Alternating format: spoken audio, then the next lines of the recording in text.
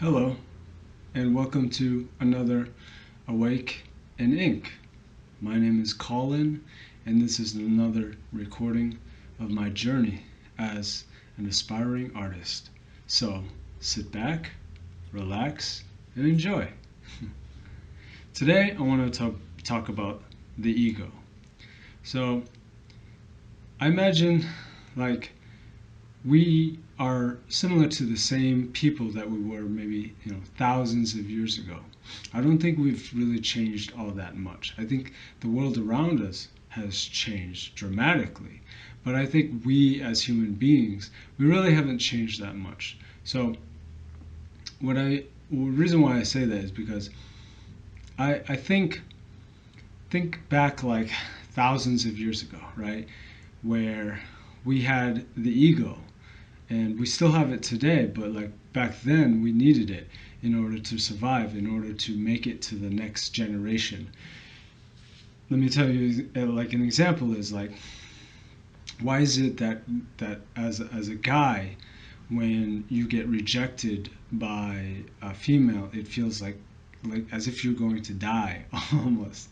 And the reason why is because back thousands of years ago, so like I said, we're the same people. Back thousands of years ago, when you were rejected, you actually you did die. Basically, your lineage was dead. Like if you were exiled from the tribe, that was it.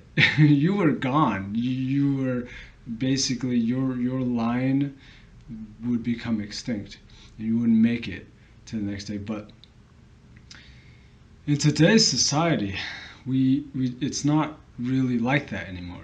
It's you're not going to die if a girl rejects you. You're not going to die, but yet you still have that same feeling. It feels like you're just petrified, like that you just it feels like you're going to die, like literally. As a guy, I'm telling you, like that's how it feels for guys when they approach a girl and they try to get with her, and when they're rejected, they just something inside them, it feels like they're taking such a big risk. Like, so it just kind of made me think that yeah, we really haven't changed all that much.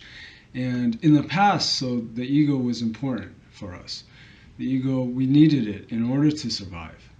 It was just a dangerous world. I mean, you could just die, like you get eaten or something. So you needed the ego to kind of make you, just protect you, really. It would just make sure that you're aware of all of these uh, dangers that are out there, and do whatever it takes. You have to cheat, you have to lie, whatever it takes just to survive, right? Unfortunately, today we are the same, pretty much the same type of human beings that we were in the past, but today, I mean, we don't really have that much to worry about. We really don't. Like, everybody can pretty much just live and survive, so there's really no survival necessary. The ego isn't necessary for survival, but it's still within us. It's still there because we used it, we needed it for so long, and I think it's one of those things. It's hard for us to understand that we don't really need it anymore. So what happens is, so for me, for example, my ego is extremely strong. It's just like every other aspect of my being. It's very strong. Obviously, that's you can see it right here. But basically, what I came to realize is the ego is our way. It's like our defensive mechanism. It's our way of, like, sort of our mind finding ways to kind of protect us. But in today's society, when you don't really need to survive, because you don't have to do anything and you'll still survive. So, but the ego, because it's strong, it doesn't want to die, just like any other part of you, just like you don't want to die.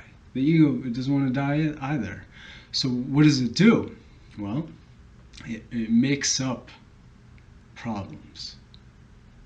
It just will find things. So as soon as, things are starting to cool down, you're like, oh, okay, this is good. All of a sudden, like, whoop! Oh no, there's a problem. Where is that coming from? It's probably coming from your ego. It's always looking for problems because it needs to survive. It wants you to depend on it. So I think a lot of people, including myself, when in the past I would just kind of find problems and make up problems, or problems would occur where, and I think back on them, it's like, it's not that really big of a deal. So imagine that we're born into this world, okay? And we're born into this world, and it's like we're being dropped into water. So we're not aquatic creatures, so we're just like swimming, swimming. And we dropped into this water, we're like, oh my gosh. And then once in a while, we'll be able to surface and get some air. And think about that air is like that feeling of like, oh, this is happiness. And then suddenly you're like, whoa, you're back down, and you're just drowning again. You're just like struggling, fighting, just trying to survive. And that's how I was. I was just struggling, trying to survive. And you're just trying to get that next gasp of air, that like, oh, I can breathe, like, oh, that's like the happiness, right? But what I think I came to realize, and what those who have pretty much sort of reached a level of awareness of what's really going on, I've come to the understanding that there is no water. My whole life I've been struggling, swimming, trying to make it to the surface. And now I realize, like, there actually was never any water. That was a trick.